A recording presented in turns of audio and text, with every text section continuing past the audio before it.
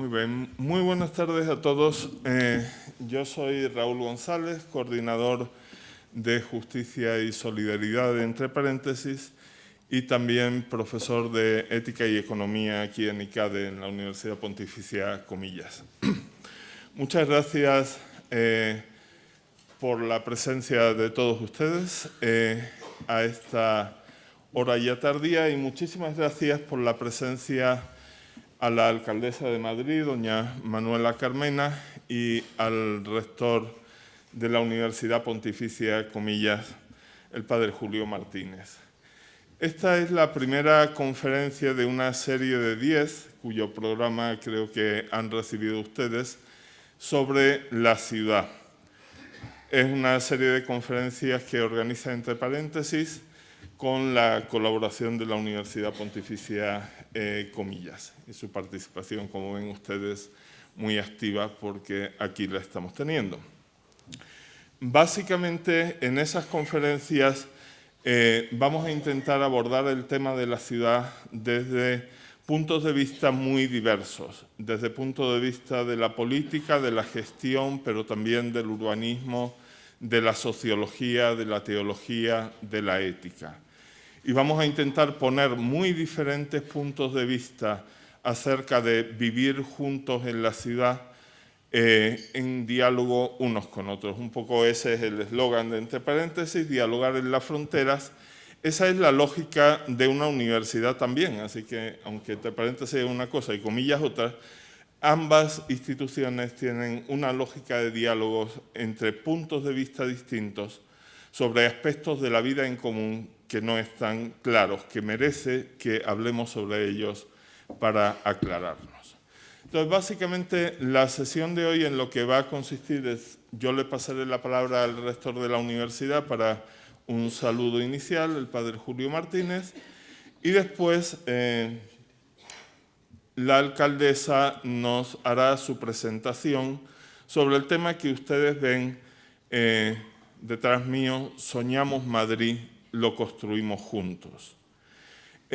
Lo que quiera que le sugiera la intervención de la alcaldesa, sus propias preguntas sobre el tema, han recibido una hojita donde pueden escribir si tienen alguna pregunta o alguna cosa, pueden escribir la pregunta allá, y yo recibiré todas las preguntas escritas, trataré de ponerlas juntas e irselas planteando a doña Manuela Carmena. Evidentemente, el tema que nos une no es la política municipal de esta mañana, lo último que salió en la prensa, el asunto que está pendiente para resolver mañana. No hemos traído a la alcaldesa a hablar de eso, hemos traído a la alcaldesa a hablar de la ciudad con C grande, de qué es la ciudad, qué debe ser la ciudad, qué podemos soñar. Eso es la política también con P grande, no es la política pequeña de quién manda dónde o qué hace con lo que manda, sino la política de hacia dónde vamos juntos, que es una política distinta. Entonces yo les pediría que sus pensamientos vayan en esa dirección, en la dirección de la ciudad con C grande, de la política con P grande, de forma que las preguntas sean todas muy pertinentes para el talante de esta sesión, que no es una sesión de discusión sobre la pequeña maniobra del día. Entonces, le pediré a la alcaldesa que haga su presentación y luego, a partir de las preguntas de ustedes, pues las agruparé aquí y plantearé algunas cuestiones centrales. Terminaremos un poco antes de las 9, con la gracia de Dios. Entonces, el padre Julio Martínez, rector de la Universidad Pontificia Comillas. Muchas gracias. Buenas tardes a todos. Bienvenidos. Bienvenida, señora alcaldesa, a la Universidad Jesuita de la ciudad que usted rige, pero sobre todo a la ciudad que usted sirve y por la cual se ocupa y se preocupa generosamente. Comillas lleva más de 100 años sirviendo a la sociedad madrileña, al tiempo que muy abierta al resto de España y aún al conjunto del mundo. En la formación universitaria de miles y miles de mujeres y hombres, en la investigación con la transferencia a la sociedad en temas diversos. Recuerdo, por ejemplo, esta tarde aquí, de mis años como director del Instituto de Estudios sobre Migraciones, los estudios abundantes que el Ayuntamiento de Madrid nos encargó sobre la integración de la sociedad madrileña. Y también nuestro servicio a través de las múltiples áreas de responsabilidad social o de extensión universitaria. Aquí se enmarca este foro de diálogo y encuentro que organiza Entre Paréntesis y que con mucho gusto acoge la universidad. Que nos ayude, ese es mi deseo, a la amistad cívica, la que Aristóteles trató en la Ética a Nicómaco y que, según él, se logra y alimenta de diálogo y de concordia. Diálogo que es intercambio honesto y sincero de palabra y de discursos, para discernir, es decir, para conocer mejor la realidad y para servir mejor. Concordia, que tiene en su palabra el cor, el corazón, que es unión de afectos, que no disuelve las diferencias, ni termina en sincretismo ni en eclecticismo, sino que construye desde las identidades diversas. La amistad cívica no cae en relativismos nihilistas que destrozan los valores comunes. Aristóteles decía, con mucho tino, que la amistad cívica ni siquiera necesitaba la justicia, pero que la justicia siempre necesita de la amistad cívica. Eso es lo que está pidiendo el Papa Francisco a tiempo y a destiempo, cultura de encuentro. Y también pide nuestro obispo de Madrid, don Carlos. Es la que construye puentes y no muros, ni los muros materiales, ni los que aún son peores, los mentales, que generan odio, que excluyen a otros y que no nos permiten vivir juntos. Eso sé que es lo que quiere el rector de la Universidad Autónoma de Madrid, buen amigo mío, que precisamente junto con la mayor parte de la comunidad universitaria lamenta y está triste porque ayer no se haya podido producir un acto donde iban a utilizar la palabra y el discurso en su universidad. Le agradezco mucho que esté esta tarde aquí y escuchamos con muchísima atención, después de que le presente Raúl, lo que nos tenga que decir. Gracias. Muchas gracias, Julio. Muchas gracias. Bueno, la presentación esta va a ser de solamente un minuto porque se trata de la alcaldesa de Madrid, así que todos sabemos quién es y quizá por la sorpresa de que sea la alcaldesa de Madrid, todos nos enteramos de quién era antes de ser la alcaldesa de Madrid también, porque no era una figura conocida en la política local, no era alguien que hubiera sido concejal varias veces o jefa de un grupo municipal y finalmente alcaldesa. Entonces sabemos todos que se trata de una jurista que ha trabajado en el campo laboral y luego en el campo penal, que ha sido vocal del Consejo General del Poder Judicial y que ha presidido una sala penal en la Audiencia de Madrid. Ha recibido el Premio Nacional de los Derechos Humanos y ha trabajado en torno a la detención arbitraria para las Naciones Unidas. Entonces, básicamente, viene del mundo del derecho y del mundo del derecho la recibimos como alcaldesa en Madrid, por así decir, inesperadamente. Una suerte de política en la segunda reencarnación y aquí la tenemos para escuchar qué es lo que ella tiene que decirnos sobre Madrid. Muchas gracias. Bien, pues muchísimas gracias a la universidad, muchísimas gracias al rector y al profesor, muchísimas gracias sobre todo a todos ustedes o a todos vosotros que tenéis ganas de pensar.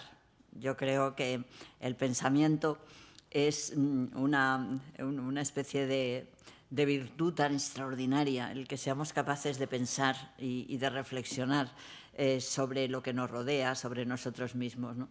Y yo sé que si vosotros habéis decidido en esta tarde lluviosa acercaros a la Universidad de Comillas es porque os gusta pensar. Y yo en esa medida pues os digo que ahora en esta función, en este trabajo raro que tengo, que es el de ser alcaldesa, pues sí me parece muy importante estar muy unida a toda mi Madrid y gobernar para todos y estar siempre dispuesta a reflexionar con, a pensar con, a escuchar y a estar, ¿no? Entonces, en esa medida, pues es la razón por la que estoy con vosotros aquí. Bueno, a mí me parece que vamos a hablar un poco sobre las ciudades, en primer lugar, ¿no? Es un momento muy bien elegido, ¿no? Porque mientras que nosotros hablamos aquí en Madrid, en la calle Alberto Aguilera y en esta universidad tan importante sobre las ciudades, pues está nada menos que el gran Hábitat 3, que es todo el dispositivo que Naciones Unidas dedica cada 20 años a reflexionar sobre las ciudades, sobre las urbanizaciones, ¿no? Esto es así porque cuando Naciones Unidas convocó hace ya 40 años el primer Hábitat, fue porque se dio cuenta de que en el mundo estaba pasando algo, y era que cada vez más los seres humanos, los hombres y mujeres, buscaban las ciudades como asentamientos y empezó a ver los pros y los contras, las luces y las sombras que se encreaban en las ciudades. Desde entonces ya se ha cogido este mecanismo. Hábitat es un procedimiento, es un departamento, es una institución de Naciones Unidas que se permanece, va haciendo sus grandes agendas, que han sido 2, esta es la tercera, y mientras tanto pues va trabajando, ¿no? Es interesante lo que hemos visto allí, realmente es emocionante porque ver Hábitat ha sido coincidente con una reunión de alcaldes del mundo. Entonces, pues eso nos ha permitido, y a mí pues muy especialmente, me ha permitido ver lo que significa el mundo en general y lo que son los alcaldes, ese poder local que tiene una raíz enorme, ¿no? Porque les tengo que decir que en este nuevo trabajo raro que tengo, pues intento mucho aprender de Madrid y saber mucho, ¿no? Yo siempre he vivido en Madrid, he sido madrileña, pero ahora tengo un gran deseo no solamente de conocer cada rincón de Madrid, sino explicarme por qué los rincones de Madrid son como son.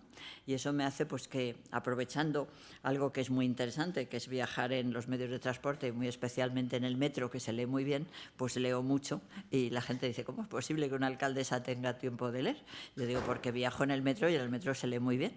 Bueno, pues sobre todo cuando a la primera hora, luego por la tarde ya no tanto, ¿no? Entonces, pues estoy muy entusiasmada leyendo un libro muy interesante que se llama El Madrid durante la época del mejor alcalde, se refiere a Carlos III, ¿no? Y entonces pues cuenta una serie de episodios interesantes, entre otros, el autor, que es Manuel Aguilar Piñal, descubre un diario de un alcalde del 1700 y pico, el alcalde de La Comadre, que La Comadre es hoy Lavapiés, ¿no? Y es muy interesante ver cómo describe las funciones, porque es un diario del alcalde. El alcalde de ese siglo XVIII, de ese siglo de las luces, explica lo que hace. Y la verdad es bastante parecido a lo que hace un alcalde hoy día, ¿no?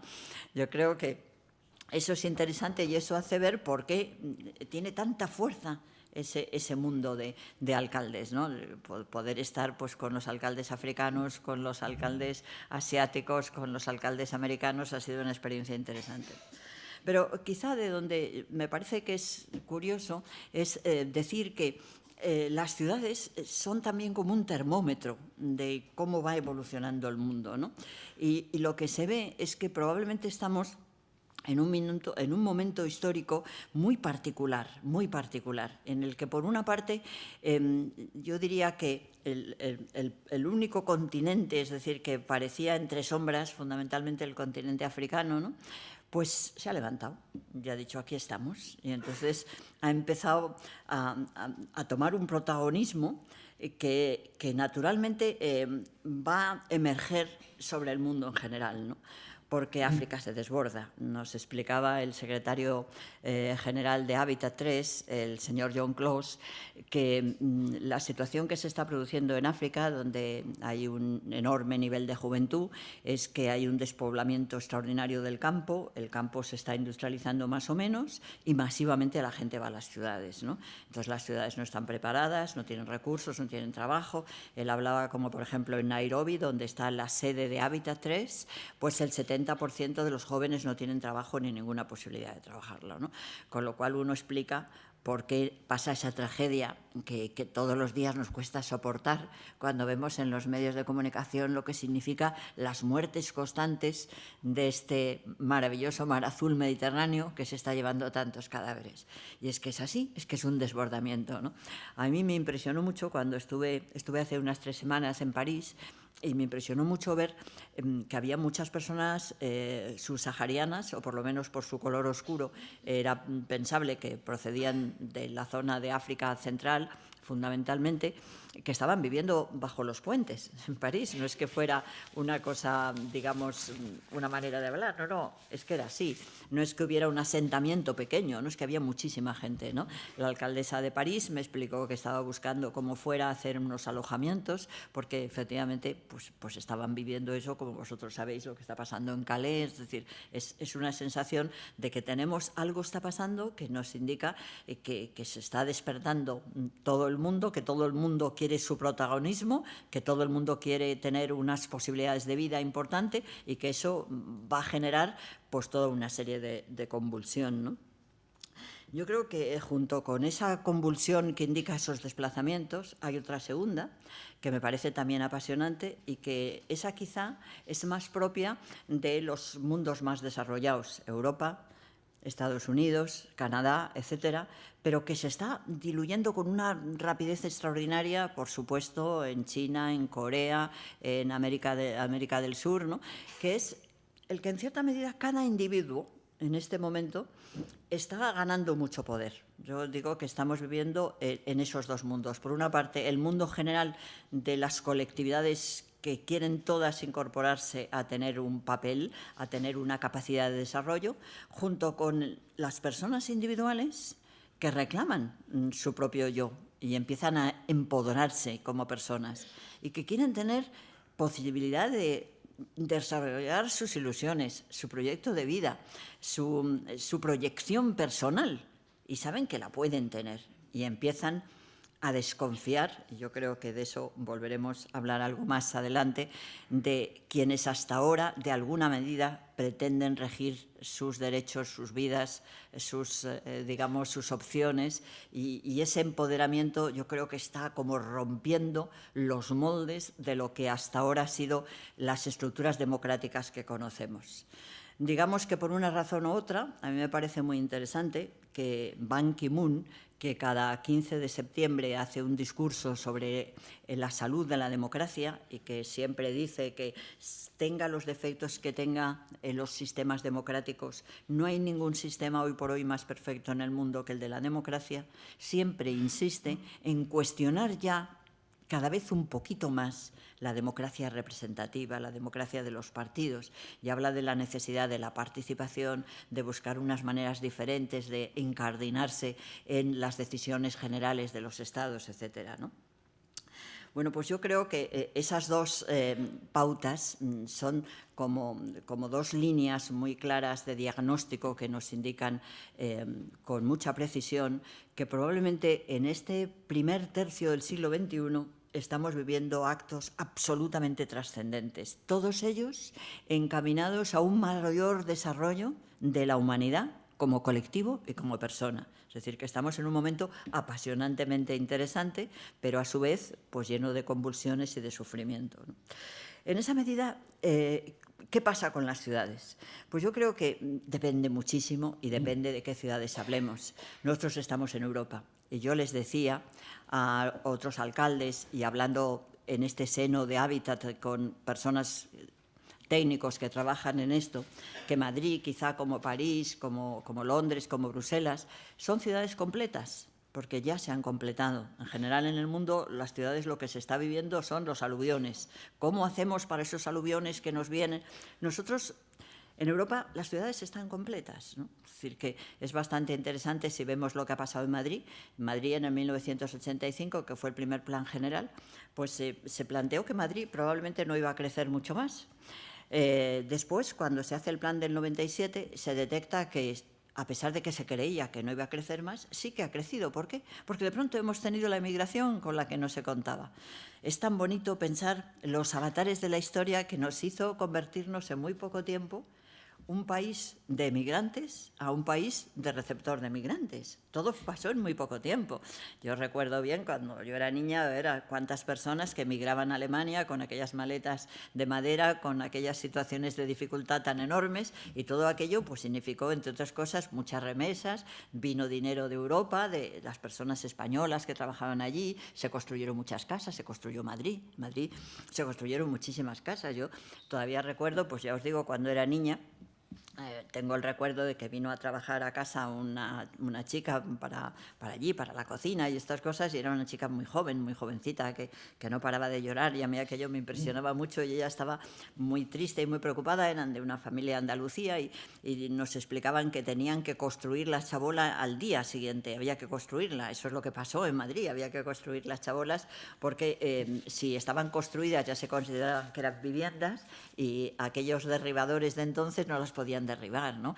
Y así se hizo Madrid con muchas chabolas que se construyeron, y después de esas chabolas hubo unos procesos maravillosos de participación, hubo barrios que se hicieron por las decisiones de los vecinos, que pasaron de las chabolas a conseguir unas viviendas y a conseguir unos servicios extraordinarios, ¿no? Yo creo que eso es interesante para darnos cuenta cuál es la situación de Madrid. Después es verdad que tuvo un desarrollo económico absolutamente vertical, en multiplicador, que hizo que hubiera un incremento enorme de la construcción, todo aquello el alza, una cantidad enorme de inmigración, luego se vino abajo, y ahora de nuevo pues no estamos creciendo, sino estamos más bien reduciendo.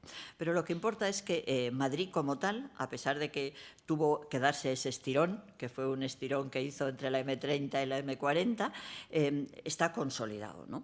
Pero aún estando consolidado, yo decía en estos senos de las ciudades, de los debates de las ciudades, que Madrid es desigual. Es una ciudad que se construyó con ese apresuramiento y en una estructura importante de una grandísima desigualdad, y sigue siendo desigual. Y es dolorosamente desigual, y por tanto, antes de hablar de una integración que tendrá que venir, porque de alguna manera probablemente va a haber evoluciones en las ciudades con ocasión de los desplazamientos que se están produciendo en el mundo, Madrid tiene que resolver su propia desigualdad. Y la verdad es que es extraordinariamente diferente haber nacido en Villaverde o en Vallecas que haber nacido en el barrio Salamanca, ¿no? Yo nunca se me olvidará que cuando estaba haciendo la campaña electoral me sorprendió mucho una chica que se me acercó en Villaverde y me dijo: mire, yo es que tengo 3 idiomas, pero no encuentro trabajo, no encuentro trabajo. Mis padres son obreros, no conocen a nadie. No tengo ninguna posibilidad, ¿no? Entonces, era constatar esa realidad. Depende de que vivas en un barrio o no, de que tengas relaciones, de que tengas posibilidades, etcétera, y somos un barrio desigual, ¿no? A partir de ahí, yo creo que Madrid lo que se plantea es, como las tareas más inmediatas, luchar por esa desigualdad, es decir, combatir esa desigualdad. Ese yo creo que es un objetivo general de todas las políticas de urbanización. Se habla muchísimo de la necesidad de las ciudades incluyentes, pero yo creo que el primer escalón de la inclusión es que efectivamente en Madrid puede haber niveles de igualdad, superarlos, ¿no?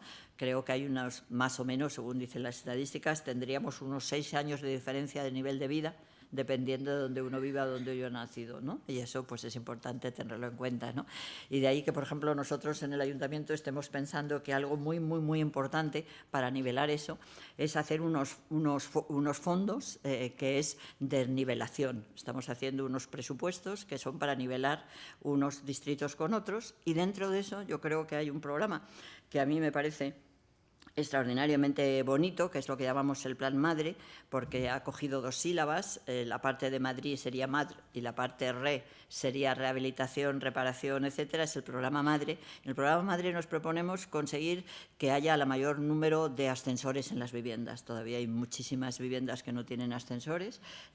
A veces si me estás viendo barrios, me sorprendió bastante, también en un momento determinado que vi como una persona en un barrio había puesto una pequeña garrucha para poder subir la compra, porque no tenía ninguna posibilidad de subir la compra, y claro, todas esas cosas pues es la estructura de lo que significa pues una vivencia que necesita muchísimo más compensación para hacer posible pues de entrada que las casas que se construyeron con prisa y con muchísimo esfuerzo, porque aquellos habitantes de Las Chabolas construyeron sus casas a base de unos ahorros absolutamente exagerados, dedicando la vida a conseguir tener unos pisos, pero bueno, aquellas casas han quedado antiguas, tienen muchísima necesidad, y eso es un elemento que nos parece imprescindible para conseguir cualquier nivel de conseguir esa mayor inclusividad, ¿no?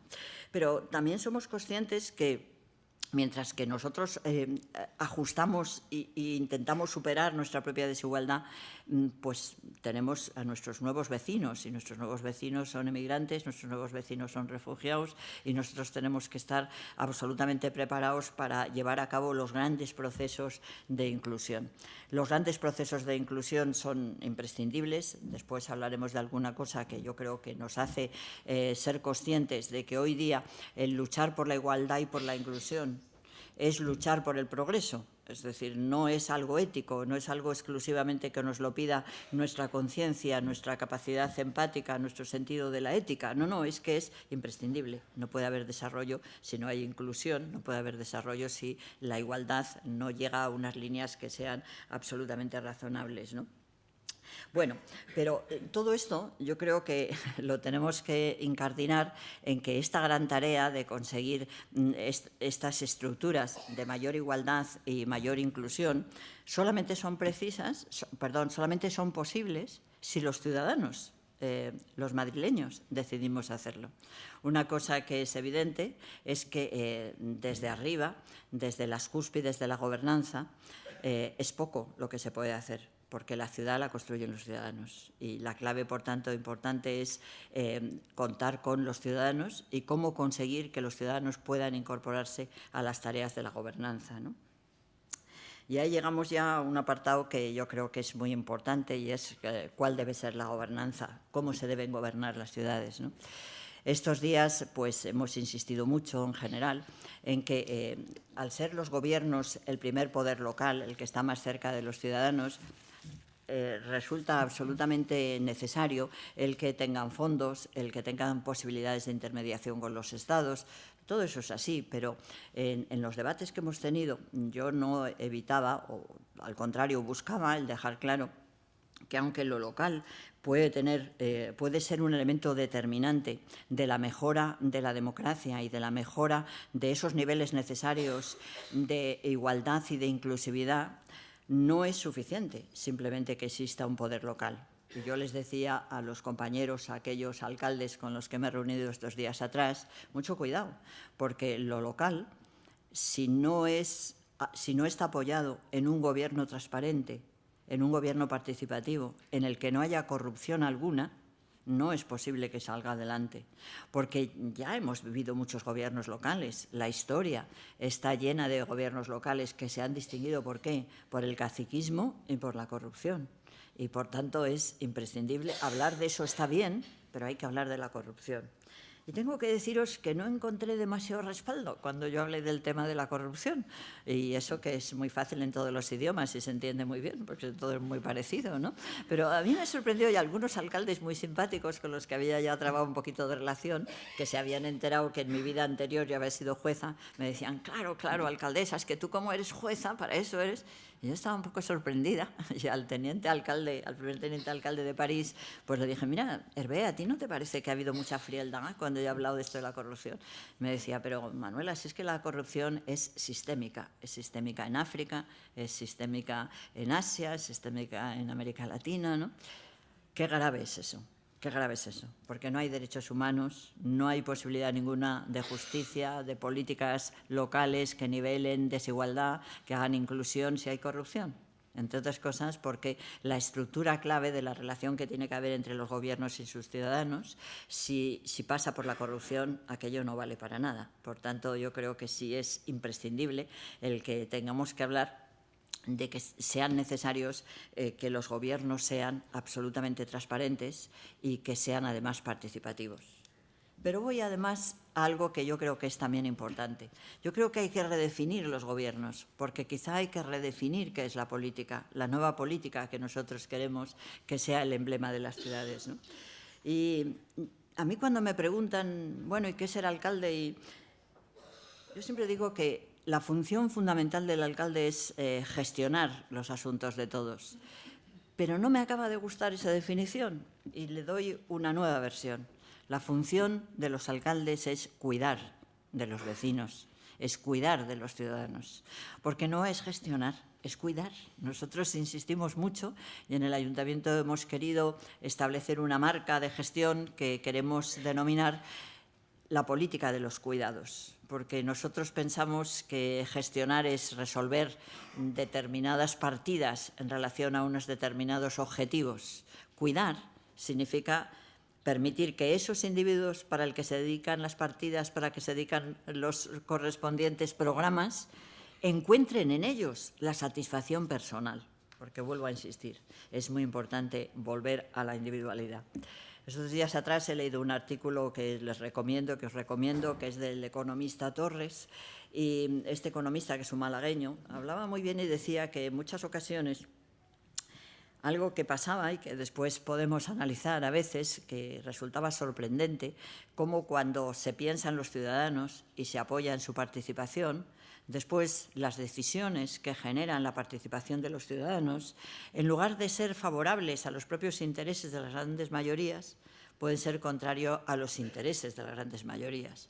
En el fondo, el debate de este economista yo creo que estaba pensando el resultado no esperado del referéndum en Colombia, el resultado no esperado en Inglaterra en relación con el Brexit, y estaba pensando que qué es lo que sucede, ¿no? Y él decía que creía que lo que se ha considerado los elementos progresistas políticos, las políticas que han podido ser determinantes para llevar adelante los cambios sociales, que sin ninguna duda los ha habido, ¿no?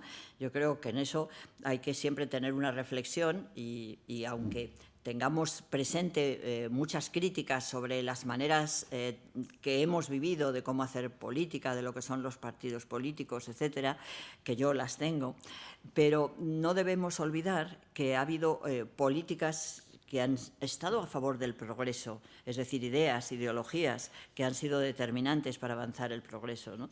Y yo creo que eso no hay nada más que profundizar un poco en la historia y darse cuenta como, por ejemplo, algo que es tan importante como el derecho a la cultura, el derecho simplemente a leer y escribir, que aunque parezca mentira, pues desde tantos tiempos ha sido una afirmación que ha ido abriéndose hueco, pues ha sido muy contestado. Ha habido muchas personas que han entendido, por ejemplo, que las personas que no tenían niveles económicos no deberían aprender a leer o escribir. Hay un debate muy interesante en torno a la segunda ley de educación obligatoria que se dicta en España sobre el año 21, que genera un debate enorme, ¿no? Y dentro del debate había muchas personas que consideraban que el Estado no debía tomar una decisión de ese tipo, como obligar a los padres a que exigieran a sus hijos que fueran a la escuela, ¿no? Y hay un debate curioso, pero que nos interesa para interpretar la historia, en el que se reprocha el que el Estado pretenda como expropiar la patria potestad. Se dice, no, los padres tienen derecho, si sus hijos tienen que estar trabajando en el campo, pues no tienen por qué llevarlos a las escuelas, ¿no? Bueno, todo eso nos indica que durante ese momento, ese debate ideológico que hay entre los que consideran que siempre cualquier ser humano tiene derecho a aprender a leer y escribir y los que consideran que no, pues siempre es verdad que hay unas estructuras que podemos considerar que han sido pues, más negativas y que han impedido efectivamente, han retardado los procesos.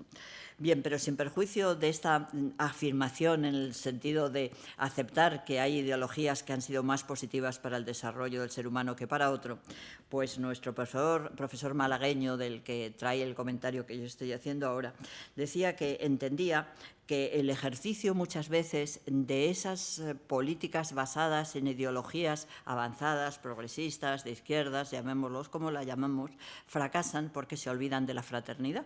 Y se olvidan de que quizá en este momento, yo coincido absolutamente con él, no es posible hacer una labor de progreso si no volvemos a recuperar un humanismo como clave para el desarrollo de esa gran reivindicación que es la fraternidad. Y por eso ayer que me tocó inaugurar un monumento, pues yo decía que hay que recordar que sí, era un monumento en el que se habló mucho de la libertad. Yo decía que, por supuesto, la libertad necesaria, por supuesto, la igualdad necesaria, pero también la fraternidad. Y yo creo que esos son esos elementos absolutamente imprescindibles que quizá hacen que hoy día políticas que van encaminadas al desarrollo y al progreso de la humanidad no se entiendan y las grandes mayorías voten en contra, porque carecen de esa especie de marca de reserva que es la fraternidad, la humanidad. Están pensadas en abstracto, en concreto no se nota, la gente no lo siente, ¿no? Por eso os digo que desde esa perspectiva de la ciudad, de cómo se deben gestionar en la ciudad los intereses de todos, opto por decir que los políticos de la ciudad, los alcaldes, debemos ser cuidadores y no tener ningún miedo a decir que nuestro objetivo es cuidar y nuestro objetivo es querer a los ciudadanos. Hace unos días leía un libro delicioso de unas sociólogas, catalanas, en las que hablaban de un título que así en principio parece muy sorprendente, dice El amor y la política, ¿no? Y ellas mantienen la tesis de que desgraciadamente en todo lo público tenemos como vergüenza de aplicar los sentimientos que son los determinantes entre las relaciones en los individuos. ¿Por qué no nos vamos a querer en política? ¿Por qué no vamos a querer a los ciudadanos? Yo creo que sí, que el objetivo de un buen político es cuidar, y de un político municipal sin duda, es cuidar a sus ciudadanos porque hay que quererlos. Y yo creo que es necesario que los políticos no solamente sean personas que tengan pues, bueno, esa capacidad de liderazgo que es necesario para poner en marcha todos los movimientos de evolución social, sino que también tengan sensibilidad y tengan capacidad, hoy diríamos inteligencia emocional, yo diría simplemente pues ser buena gente y que quieran a los suyos, ¿no? A partir de ello, insisto que en todas estas estructuras de por dónde debe ir la gobernanza de las ciudades es absolutamente imprescindible el que los políticos sean buena gente. Y esto, pues que parece una cosa de cajón, pues suscita muchísima sorpresa, ¿no? A mí me reprochan muchísimo el que tengo discursos buenistas. Y me dicen, es que la alcaldesa de Madrid siempre con su discurso buenista, ¿no? Y yo digo, hombre, lo preocupante sería que yo hiciera un discurso malista, ¿no? Pues no, lo que preocupa es el buenismo. Es decir, porque parece ser que nos cuesta aceptar que la bondad es un elemento absolutamente determinante para lo público.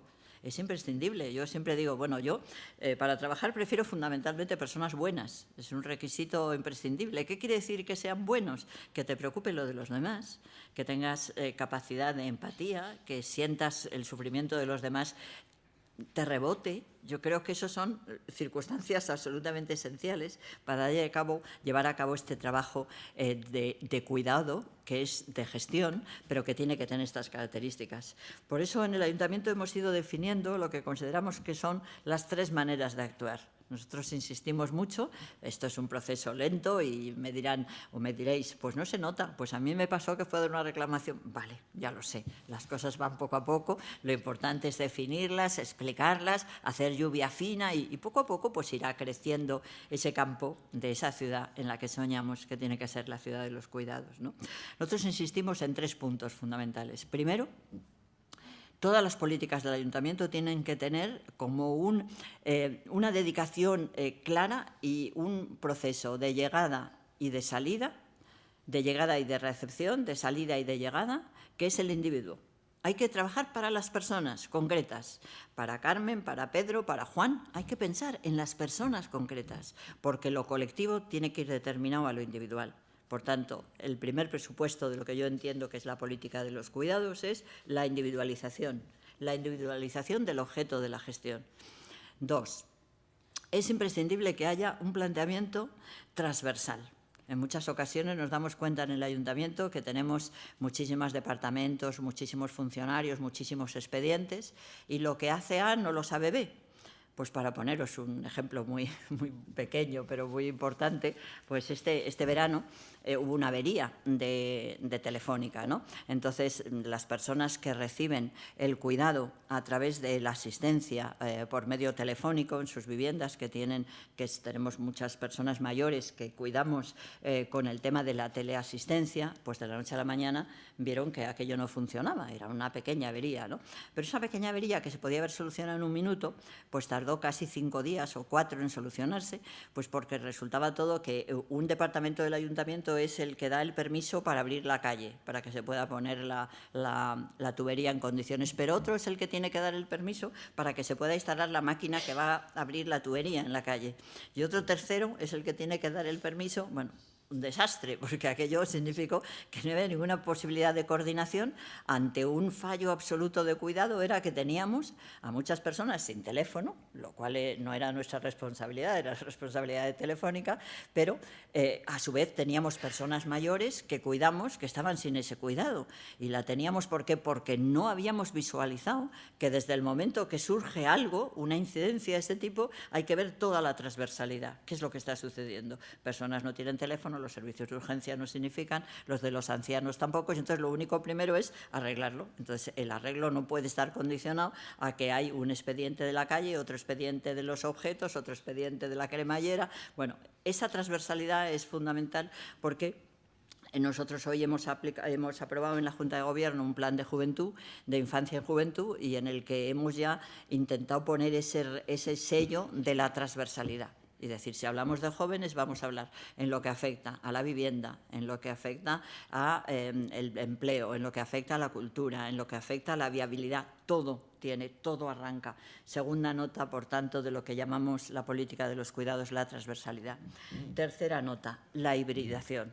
Esto lo decía mi gran amigo y concejal Javier Barbero, y él decía y insistía en esta nota, la hibridación. Sí, es muy importante porque el ayuntamiento en sí mismo no lo puede hacer todo. Es decir, es absurdo pensar que desde arriba se pueden hacer las cosas. Hay que permitir que todo el mundo participe haciendo cosas con el ayuntamiento. Y cuando hablamos de todo el mundo, pues pensamos en la sociedad civil, por supuesto, que sabemos que la definimos porque no es el Estado.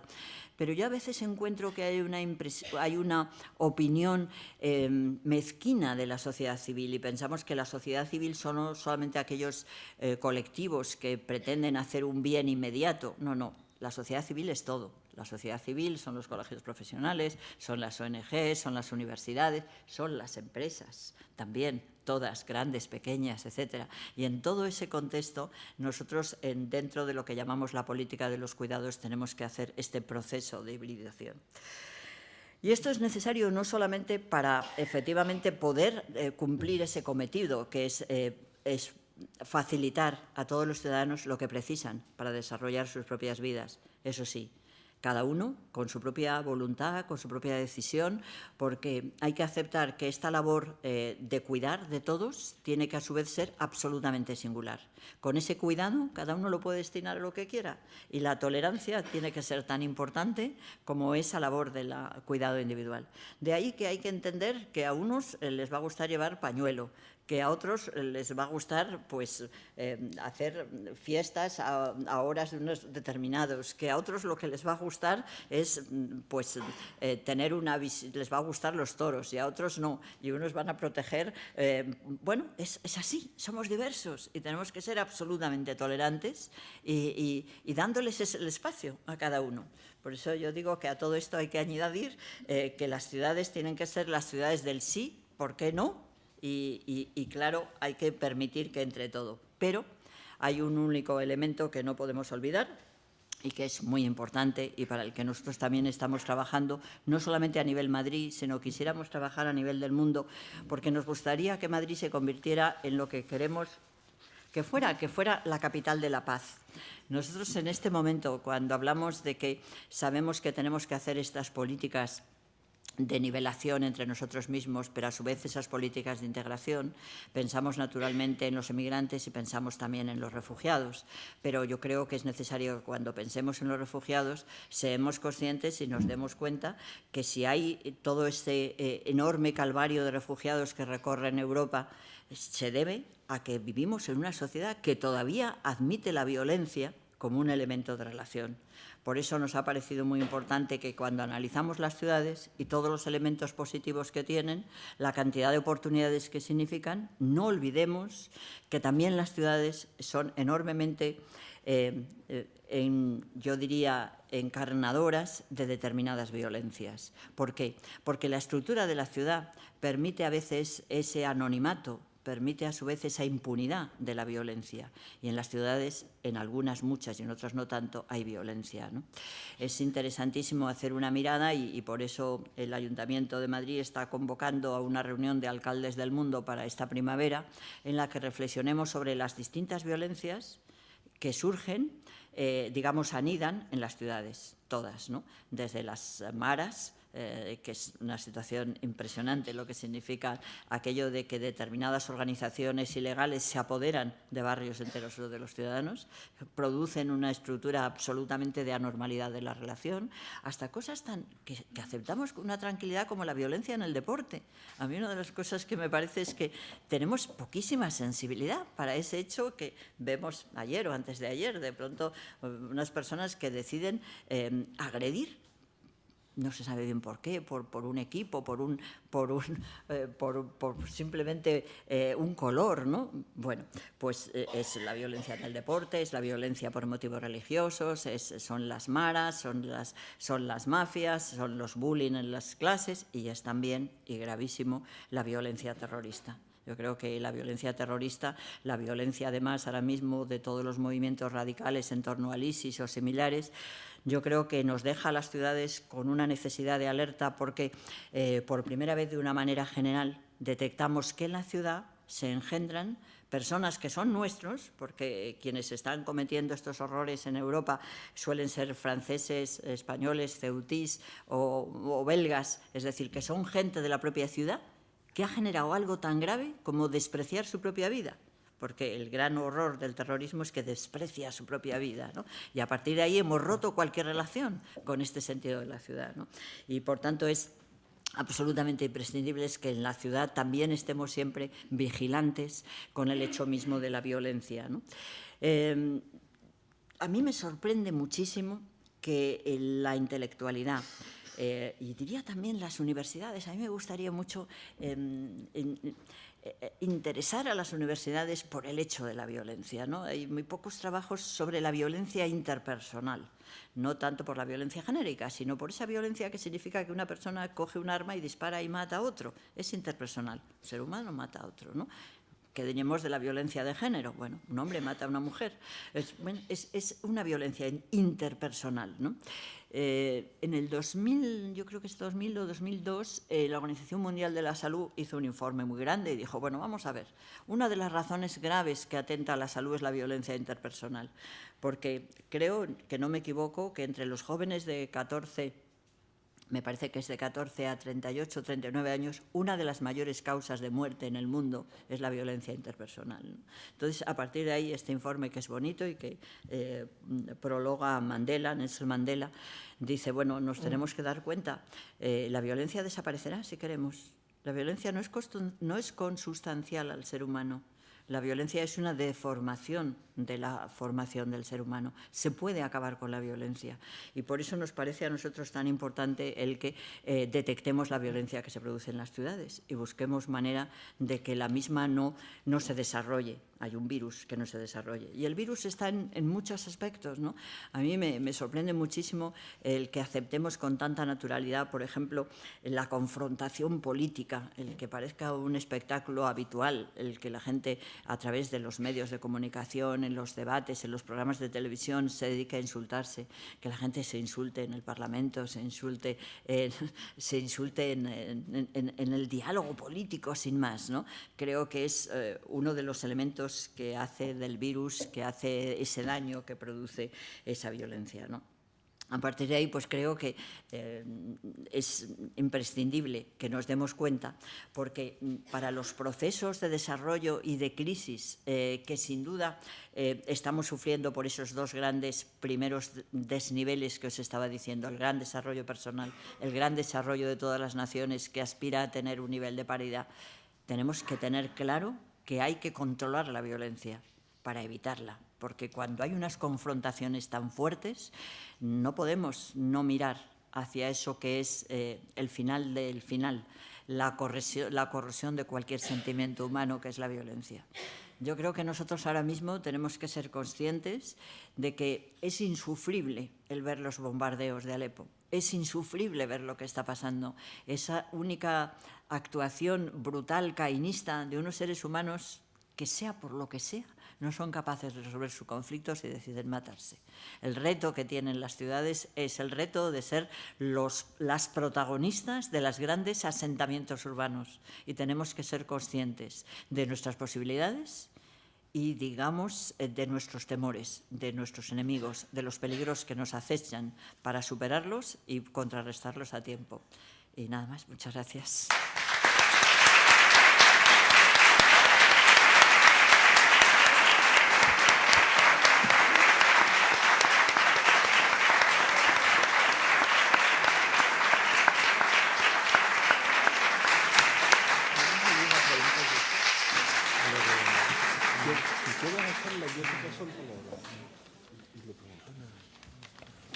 Bueno, muchas gracias, alcaldesa, por esta muy impresionante intervención. Si ustedes tienen preguntas para ella, por favor, se las pueden dar a Brígida, escribirlas en este papelito y yo trataré de hacerlas, pues lógicamente, un poco juntas. No por nada, sino porque les había prometido que un poco antes de las 9 nos tenemos que ir. También la alcaldesa tiene que irse, no puede estar con nosotros hasta mañana y me sospecho por el número de preguntas que estaría hasta mañana si las leo todas.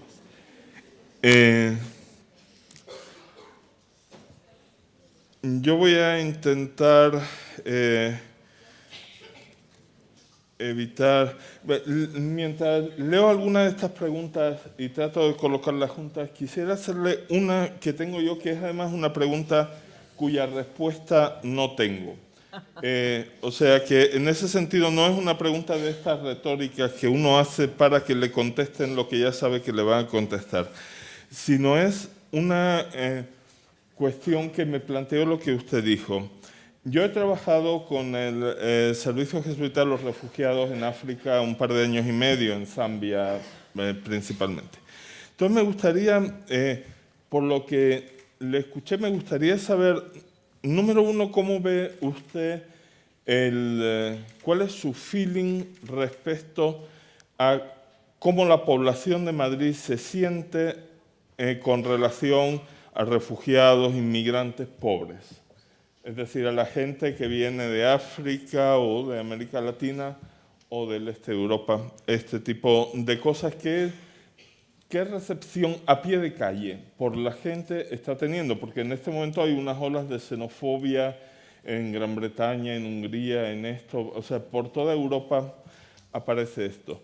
Y luego mi segunda pregunta, esa no sé porque pienso que es usted quien tiene más el feeling. Mi segunda pregunta es hasta más complicada. ¿Y si lo hacemos bien en Madrid?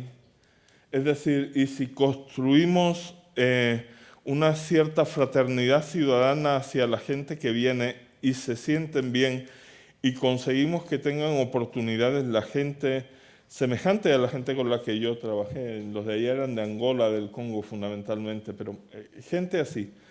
¿Qué ocurre con Nairobi, donde el 70% de los jóvenes no tienen trabajo? O sea, al final la xenofobia no es la defensa que está usando, diríamos, el europeo estándar, de fraternidad estándar, frente al hecho de que África crece y no sabemos... Bueno, esa es como una... Vale. Me parece muy importante que nos demos cuenta lo que es el tópico y el pensamiento tópico o el pensamiento personal. Tenemos que ser conscientes de que estamos en una sociedad en la que si no pensamos nos dejamos llevar por los tópicos. Por eso yo he empezado felicitando a todas las personas que estáis aquí o que están aquí, porque pienso que sois los que pensáis. Hay que pensar. Si no piensas, haces el tópico. Yo sé que, seguro, que si yo hablo a favor de los refugiados, inmediatamente me va a llegar un tuit o algo así que va a decir, llévatelos a tu casa. Porque eso es un tópico. Es decir, en todas partes es un tópico, no tiene base ninguna. Entonces, ¿cómo luchamos contra los tópicos? Yo creo que hay que cortar el tópico y buscar alguna manera para romperle. Y para eso lo que es imprescindible es empezar a contactar a personas, salir del tópico y que alguien cuente, yo soy amigo de esta persona, yo vivo... Sé que muchos de vosotros yo no lo he podido ver porque estaba de viaje en Ecuador y en estas cosas que os he contado, pero sé que muchos habéis visto el documental de Ébola. Eso es decir, eso es lo que hay que hacer. La gente que ve ese documental y que ve, según me han contado, a esa madre que tiene en los brazos un chaleco vacío de un bebé, esa persona, su sensibilidad empieza a trabajar sola y piensa y se desarrolla, porque el elemento sentimental es clave, es decir, es que somos sentimiento, es que hay que recuperar el sentimiento y a partir de ahí empezar a tener la posibilidad de romper el tópico. Porque es que es sistemático. Yo, cosa que digo, ya sé que me voy a encontrar un tuit de ese calibre, que me lo lleve a mi casa. Ya lo sé, porque es lo que se dice siempre, es un tópico, ¿no? 2. Nairobi, no sé, yo ahí no sé lo que va a pasar, aquí hay mucha gente joven, vosotros vais a decidir qué es lo que quiere que sea el mundo, ¿no? Yo no lo voy a vivir, pero a mí me da la impresión de que la gran transformación, cuyo reto estamos en posibilidades de hacerlo, es que esta ida va a tener una vuelta. Es decir, toda la humanidad ha sido un viaje. Es decir, si no hubiera habido viaje, no hubiera habido desarrollo. Y ahora hay un viaje, es decir, hay personas de África que tienen que venir a Europa, pero tienen que volver. O a lo mejor los que vuelven van a ser los europeos, no lo sé. Todos son viajes. A mí me parece que ese cambio, yo me sigo interesada de un tema que se habla poco, pero a mí me gusta mucho, quizá por formar parte de personas ya mayores, ¿no? Y es esos desplazamientos de mayores que van a vivir a otros países, ¿no? Ese turismo de mayores, gente que dice, por ejemplo, me contaban en Ecuador, que empiezan a haber canadienses y americanos que deciden acabar su última etapa de la vida en Ecuador, pues porque es más barato, porque hay buen clima, pero de nuevo hay también viajes. No solamente hay viajes de jóvenes que van a buscar un trabajo, hay viajes de mayores que están buscando otra cosa, ¿no? Eso va a ser así, tiene buena pinta, porque yo creo que estamos logrando unas cotas de vida personal muy altas, cada vez se vive más, y entonces, pues, a lo mejor también hay ese ida y vuelta, no lo sé, es una hipótesis. Muchas gracias. Hay preguntas de varios géneros distintos. Yo estoy tratando de agrupar. Al final, todas estas hojas yo se las voy a dar a la alcaldesa. Las que lea y las que no, de forma que ella tiene la oportunidad de leer sus inquietudes, opiniones y preguntas. Yo se las doy a ella. Pero aquí estoy obligado a resumir por mor del tiempo. Hay una serie de preguntas en que se preguntan qué pueden hacer los jóvenes, cómo se puede participar. Fíjense, si bien es cierto que la democracia representativa está en crisis, ¿qué otra posibilidad existe? ¿Cómo se puede dar más voz al pueblo? ¿Cómo podemos los ciudadanos participar política y activamente en la construcción de nuestra ciudad? ¿qué deberían hacer los políticos? ¿Cómo podríamos los jóvenes contribuir a construir la sociedad de paz de la que habla? O sea, hay una serie de preguntas en diversos abordajes acerca de los caminos para la participación concreta de los jóvenes, de la gente que está en política. ¿Qué nos puede decir sobre ello? Bueno, en primer lugar, a mí me gusta, claro, decirlo porque es así, es verdad. Vamos, yo no soy una persona profesional de la política, soy una política ocasional. No sé muy bien lo que es eso, pero me parece que es un buen modelo. Es decir, yo creo que no hay que ser profesional de la política. Hay que, durante unos determinados tiempos, asumir la tarea de cuidar a los demás, de cuidar a todos, de cuidar a las ciudades, ¿no?, de gestionar lo público, ¿no? Entonces, me parece que sería interesante que la gente joven reflexionara sobre estas cosas, ¿no? ¿Por qué políticos profesionales no son mejores políticos ocasionales, ¿no? No lo sé, eso es una hipótesis. Segunda hipótesis. Si no hay democracia representativa como tal, si no nos... vamos a pensar un poco qué vemos de malo que sean los partidos políticos los que lideren la responsabilidad, perdón, la participación o la representación democrática, ¿no? Yo ahí tengo 2 o 3 ideas para pensar. Primero, normalmente la representación es un acto que siempre está pensado un poco para las personas, digamos, una cierta minusvalía. En derecho, por ejemplo, se sabe que el representante pues es el representante del menor, del incapaz, del mayor, del que no puede asistir, etcétera. El representante siempre es alguien que asume parte de ti cuando parece que tu parte de ti no puede tener el protagonismo, ¿no? Eso es una idea para pensar. 2.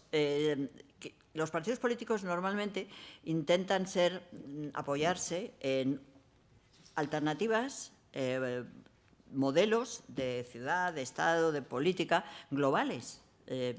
Pretenden tener una solución para todo, para, no sé, para las transfusiones de sangre y para las planificaciones, no sé, son muy completos, muy totales y a su vez generan unas estructuras de disciplina. Hay un librito muy chiquitín y muy antiguo que se ha reeditado ahora y que a mí me gusta mucho, que se llama, vamos, es un libro de la gran Simone Weil, de la filósofa Simone Weil, que se llama Notas sobre los partidos políticos, ¿no? Y a mí me parece que es un buen libro para que los jóvenes discutáis sobre él, ¿no? Es bastante interesante porque plantea la limitación de la libertad individual y digamos, el encarrilamiento del pensamiento, ¿no? Y el encarrilamiento del pensamiento, pues yo creo que es negativo. 3. ¿Qué nuevas formas podemos buscar? No lo sé, eso tendréis que ser vosotros también, los jóvenes, los que tengáis que definir cuál va a ser vuestro mundo desde final del 21 y quizá del 22. Yo personalmente, desde la época de lo que he vivido y habiendo vivido todo, pues pienso que hay agrupaciones que tienen que ser mucho más limitadas y mucho más transversales. Si, por ejemplo, hay un grupo de personas que trabaja, por ejemplo, para conseguir el buen trato en los animales, pues a su vez estas personas que coinciden en eso luego pueden diverger sobre otras muchas cosas. Pueden diverger sobre sus creencias, digamos, sobre sus creencias religiosas, o pueden diverger sobre el modelo de empresa económica que consideran conveniente. Quiero decir que hay que buscar, desde mi punto de vista, agrupaciones más particularizadas y, a su vez, que permitan una diversidad transversal, con lo cual nos podamos cruzar mucho y salgamos de esos enormes reductos del sectarismo, ¿no? Es decir, a mí ayer, que ya os digo, inauguré, este era un monumento que la embajada húngara ha puesto en un parque en Madrid, muy cerca de la calle Budapest, en conmemoración de las víctimas del levantamiento de Hungría en el 56, que la Unión Soviética pues disparó y ametralló y hizo unas barbaridades tremendas en aquellos años, ¿no?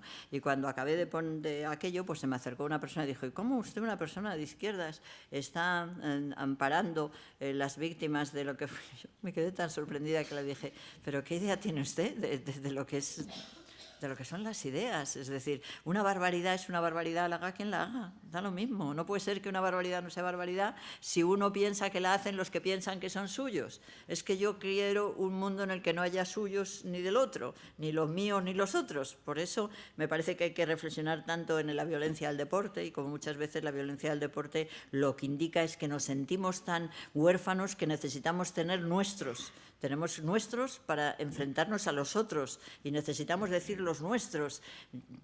Eso hay que acabar con ello. Muchísimas gracias.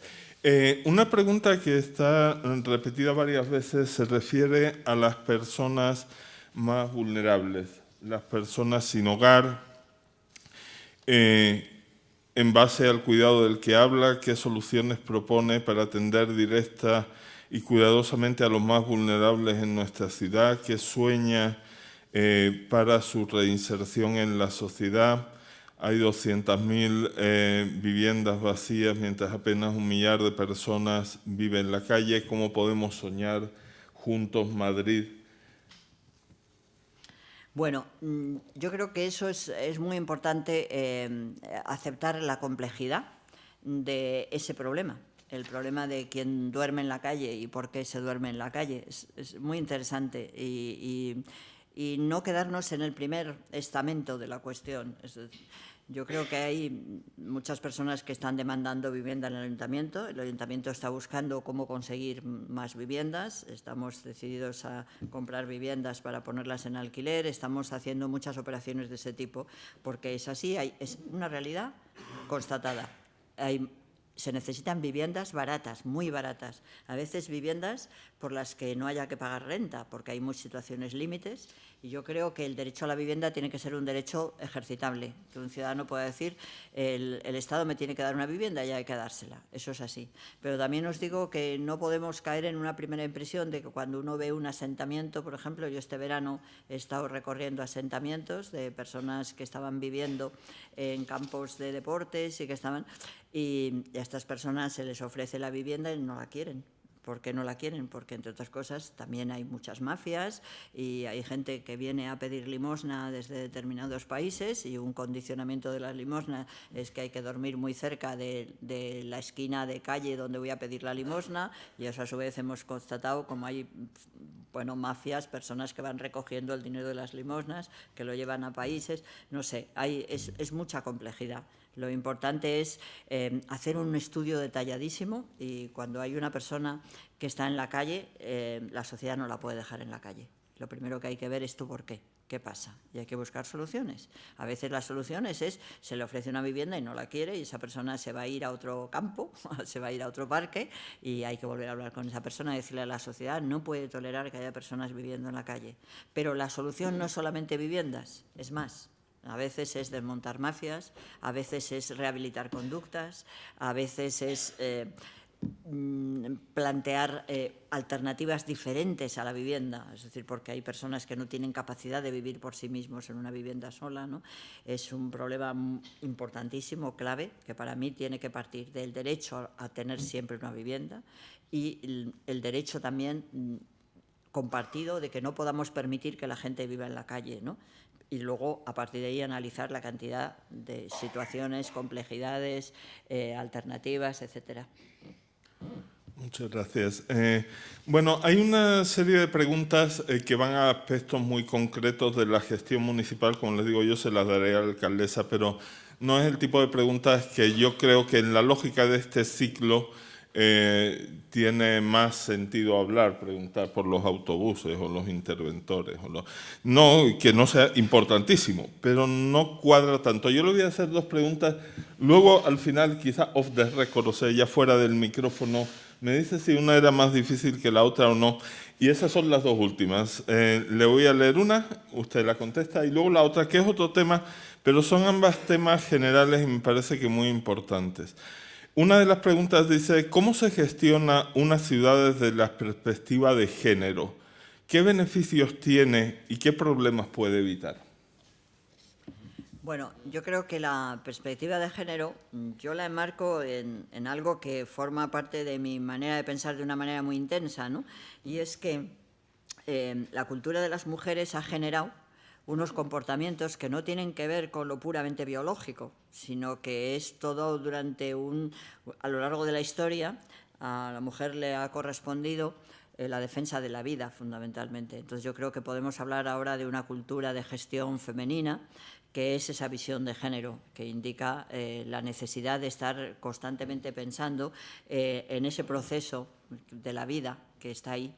Por ejemplo, a mí me sorprende mucho, ¿no?, que se pueda plantear, por ejemplo, las reuniones que se hacen en la política y todas estas cosas, que se hagan con hora de comienzo, muchas veces incumplida por los retrasos, pero sin hora de finalización, porque cuando uno tiene responsabilidades domésticas, tiene que tener capacidad de tener un control de horario. Y a mí me horroriza eso que dicen, no, es que es una reunión importantísima, política, no sé qué. Será como sea la reunión, pero tiene que tener una hora de finalización, porque eso permite arreglar la vida, permite pensar en lo doméstico. Y para mí esa es una perspectiva de género. Muchas gracias. Y la última de nuestras preguntas de esta noche, precisamente porque les prometí que esto acababa antes de las 9 y antes de las 9 acaba para todo el mundo, hombres, mujeres. En la ciudad con la que sueña, ¿tiene espacio la presencia religiosa en el ámbito público? Es una pregunta genuina, no me la he inventado yo. Ya. Que soy jesuita, ¿no? Pues yo diría que depende de lo que quieran los ciudadanos.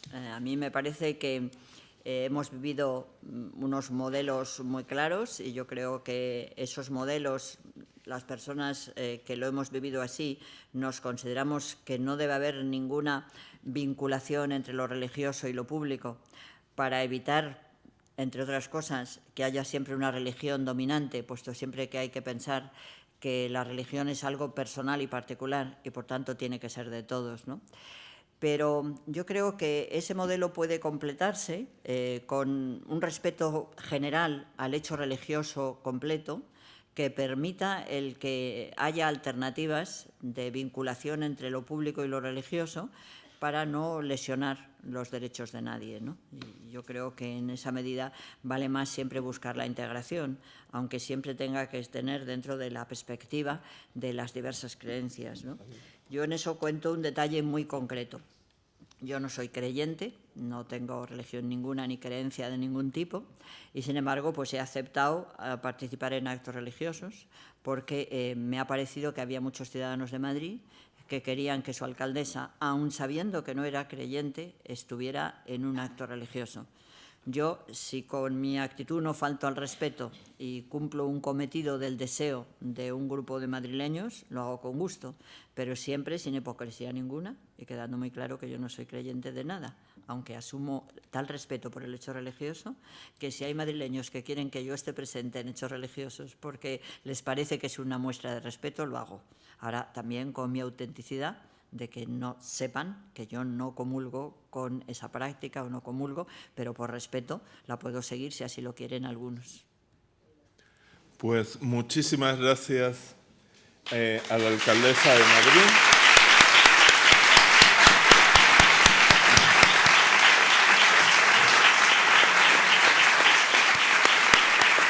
Muchísimas gracias